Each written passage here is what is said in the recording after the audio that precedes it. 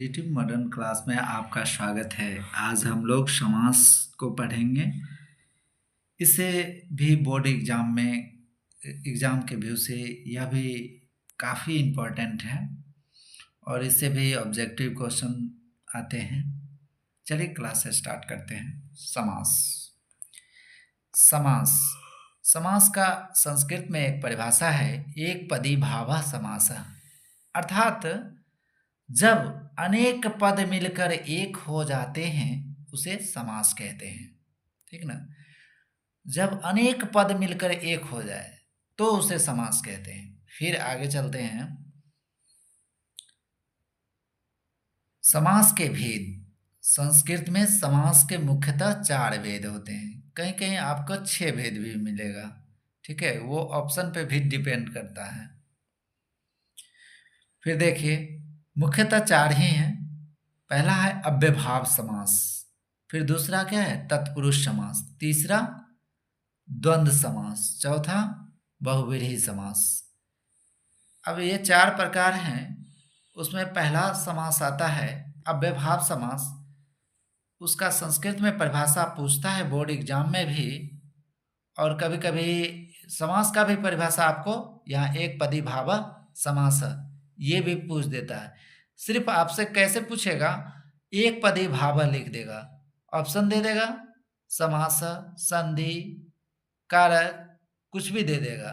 तो आपको ध्यान रखना है एक पदी भाव समास। ठीक है। फिर अव्ययभाव समास का भी, इसमें पूर्व पदार्थ प्रधान अव्ययभाव यह भी पूछ देता है संस्कृत में भी परिभाषा कभी कभी।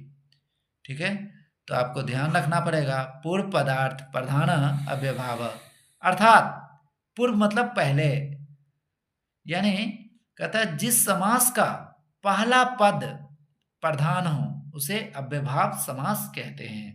ठीक ना? जाने अव्ययभाव समास में विग्रह के नियम। ठीक ना? अब आपका समास में अगर परिभाषा पूछे तो संस्कृत में ही पूछेगा, हिंदी में नहीं। और अक्सर जो है अब जो है ज़्यादातर अव्यय, जैसे कि कोई भी समास है तो उसका विग्रह करने के लिए कहता है। विग्रह मतलब उसको तोड़ तोड़ कर कैसे वह समास बना। ठीक ना? समास का मतलब कि जो अनेक पद हैं वो मिलकर एक पद हो जाएंगे तो समास कहलाएंगे, लेकिन उसका विग्रह जस्ट थोड़ा अपोजिट है। ठीक है, अब हम देखते हैं अव्ययभाव समास के अंतर्गत उसका विग्रह कैसे करेंगे। विग्रह में क्या क्या आएगा देखिए। विप्सा द्विरुक्ति, इसका अर्थ होता है द्विरुक्ति, यानी पड़ती लगे शब्दों में द्विरुक्त जोड़कर समास विग्रह किया जाता है। ठीक है, तो जैसे में हम देखते हैं पड़ती दिनम, यानी कहता है दिनम दिनम पड़ती, यानी एक प्रति मतलब एक होता है, एक एक दिन को मिलाएंगे तो प्रत्येक दिन प्रतिदिन होगा। ठीक है, फिर आगे हम चलते हैं प्रति एकम, तो एकम एकम प्रति, यानी एक एक करके प्रत्येक बना है। ठीक है, फिर हम दूसरा आते हैं अंतिकर में। कहता है यथा लगे शब्दों में अंतिकर में जोड़कर समास विग्रह किया जाता है। जैसे में यथाशक्ति लिखें तो शुरू में क्या है यथा है, यथा मतलब जैसे। अब देखिए यथाशक्ति है तो क्या इसका जब विग्रह करेंगे तो शक्तिम अंतिकर में होगा। विग्रह जो है ना लास्ट शब्द को तोड़ते हैं 2 पार्ट में, और लास्ट शब्द से ही इसको अंतिकर में जोड़ जोड़ के बनाते हैं। जैसे आपसे लिख दे यथा संभव, इसका समास विग्रह करें तो आप बनाएंगे संभवम अंतिकर में, लास्ट में संभवम है तो उससे जोड़कर बना लेंगे। जैसे लिखा हुआ है यथा लेखम, तो लेखम अंतिकर में, यथेष्टम तो इष्टम, इसका थोड़ा सा ध्यान रखेंगे, इष्टम अंतिकर में। फिर हम आगे आते हैं निक्सा। निक्सा का अर्थ होता है समीप, ठीक है, यानी उप लगे शब्दों में समीप जोड़कर समास विग्रह किया जाता है। जैसे उपनगरम, अगर इसका पूछ दे समास विग्रह तो आप षष्ठी विभक्ति लगाकर बना सकते हैं। जैसे नगरस्य समीपम, जब आप बालक शब्द रूप पढ़ेंगे उसमें विभक्ति आपको दिखेगा, षष्ठी विभक्ति में आता है नगरस्य, ठीक है ना, बालकस्य होता है, यहाँ नगर है तो नगरस्य होगा, समीपम। जैसे उपोधनम, जो ही उप देखेंगे तो हम समझ जाएंगे कि अव्ययभाव समास का ही है और इसका विग्रह कर पाएंगे, उद्यानस्य समीपम। जैसे उपवनम, उप अगर दिख जाए तो फिर विग्रह करने में ध्यान आ जाना चाहिए कि बनेगा वनस्य समीपम, समीप लगाकर हम इसका विग्रह कर सकते हैं। फिर आगे आते हैं युगपत, यानी सौ लगे शब्दों में युगपत जोड़कर समास विग्रह किया जाता है। जैसे में स्वचक्रम, स्व लगा हुआ है शुरू में, तो इसका अगर समास विग्रह करें तो क्या बनेगा, यहाँ लास्ट से तोड़ेंगे, चक्रेन युगपत, सिर्फ युगपत लगाकर आप समास विग्रह करेंगे। जैसे स्वपुस्तकम, तो पुस्तकेन सहितम, कहीं कहीं युगपत भी चलेगा और सहितम, दोनों सही है। फिर आगे चलते हैं योग्यता। अनुलगे सजीव जो होंगे शब्दों में, उसमें योग्यता जोड़कर समास विग्रह किया जाता है। जैसे अनुरूपम, अनु आगे में लगा हुआ है, रूपम तो रूपस्य योग्यता, इस तरह से विग्रह होगा। अनुरागम तो रागस्य योग्यता, ठीक है। फिर आगे हम चलते हैं पश्चात। कहता है पश्चात मतलब पीछे होता है, अनु मतलब भी पीछे होता है, ठीक है। अनु लगे शब्द निर्जीव आ जाए, ठीक है ना, यहाँ क्या था, अनु लगे शब्द सजीव, यहाँ निर्जीव, शब्दों में पश्चात जोड़कर समास विग्रह किया जाता है। जैसे में अनुगंगम, तो इसका समास विग्रह कैसे होगा, गंगायाः तृतीया लगा के पश्चात लगा देंगे, ठीक है। अनु आगे लगा हुआ हो, अनु विष्णु लिखा हुआ है तो विष्णु पश्चात, अनुरागम यानी नगरस्य पश्चात, ठीक है। फिर हम आते हैं संपत्ति। संपत्ति लगा, संपत्ति में स्व लगे शब्दों में संपत्ति जोड़कर समास विग्रह किया जाता है। जैसे स्वक्षेत्रम, तो बनेगा इसका विग्रह छात्राणाम संपत्ति, संपत्ति। स्वराजम, स्व लगा हुआ स्वराजम तो राजा नाम संपत्ति। अब एक लास्ट है अभारभाव, यानी नी लगे शब्दों में अर्थात भाव होगा, ठीक है ना, नी लगे शब्दों में अर्थात भाव जोड़कर समास विग्रह किया जाता है, अर्थाभाव। जैसे अर्थात नहीं, अर्थाभाव। जैसे में निर्धनम, तो धनानाम अभाव, निर्जनम यानी जनानाम अभाव। निर्धन कहे यानी जिसके पास धन नहीं हो, धन का अभाव हो, उसी को निर्धन बोलेंगे। जैसे और भी देख सकते हैं निर्जनम, तो जन्म का अभाव है उसमें, तब बना है निर्जनम। तो इस प्रकार हम अव्ययभाव का जो भी विग्रह था हमने बताया। फिर आगे हम चलते हैं तत्पुरुष में।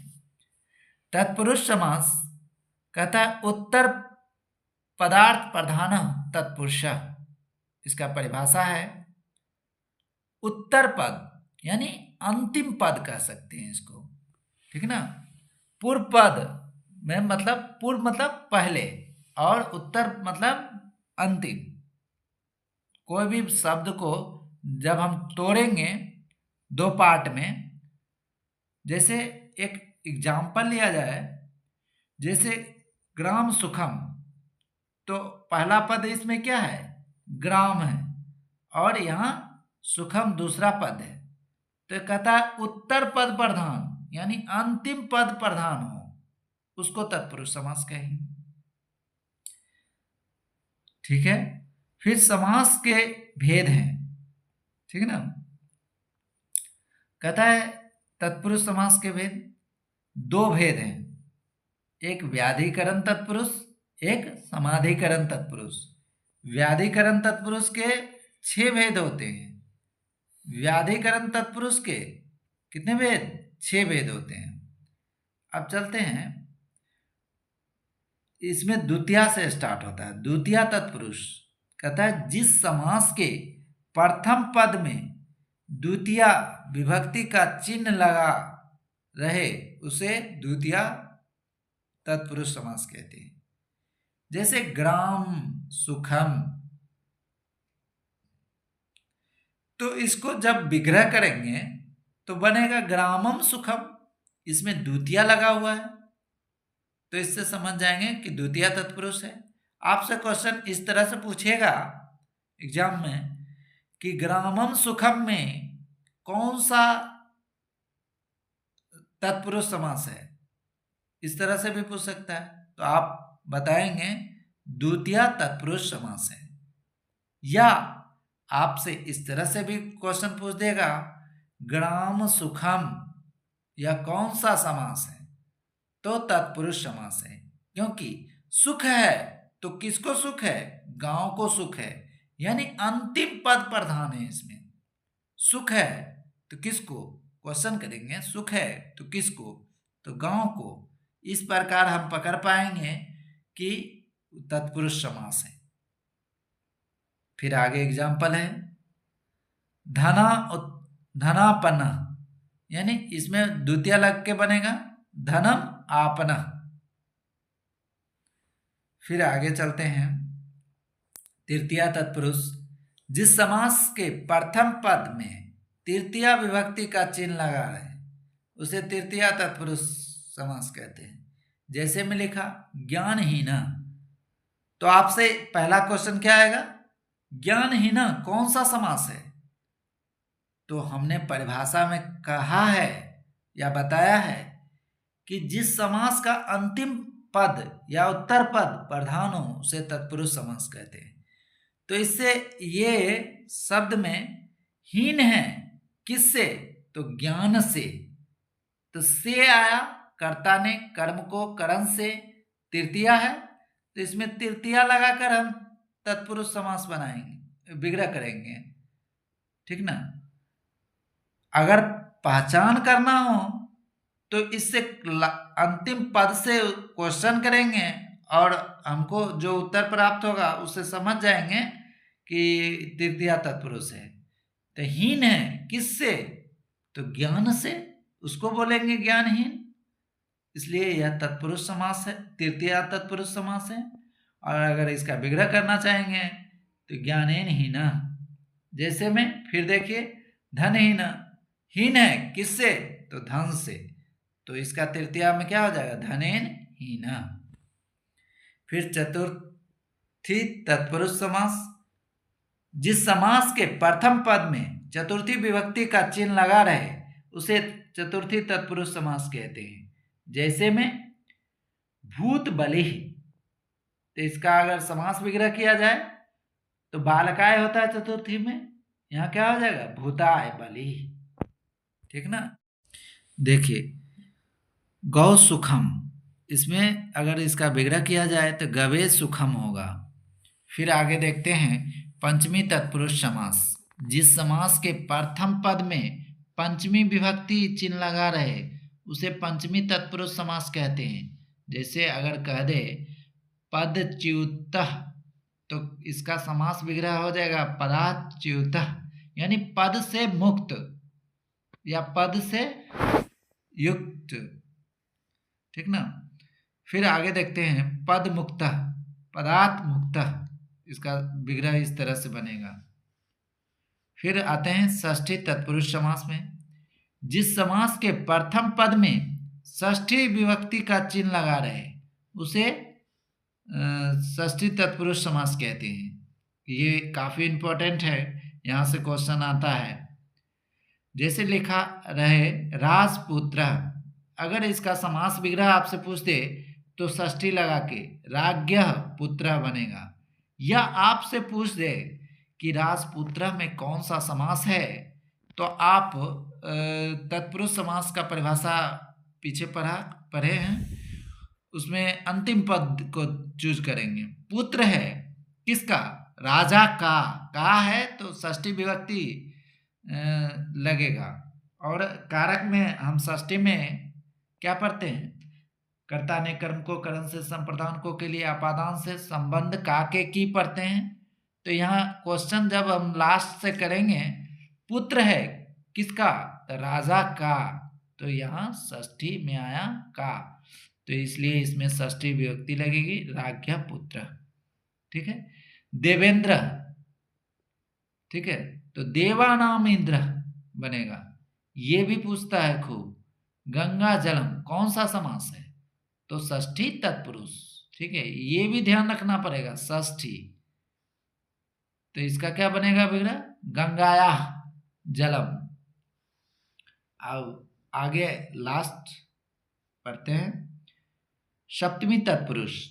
जिस समास के प्रथम पद में सप्तमी विभक्ति चिन्ह लगा रहे उसे सप्तमी तत्पुरुष समास कहते हैं। जैसे दानवीर, तो फिर हम अगर पहला क्वेश्चन ये आएगा कि दानवीर कौन सा समास है, तो वीर है किसमें? तो दान में, सप्तमी में पर होता है, इसलिए इसका दानेन वीरा विग्रह हो जाएगा। कर्म कुशला, तो कर्मणि कुशला हो जाएगा, ठीक है। कुशल है किसमें? काम में, इसलिए सप्तमी तत्पुरुष। आज का क्लास इतना ही। अगले दिन हम शेष बचे समास को देखेंगे। धन्यवाद।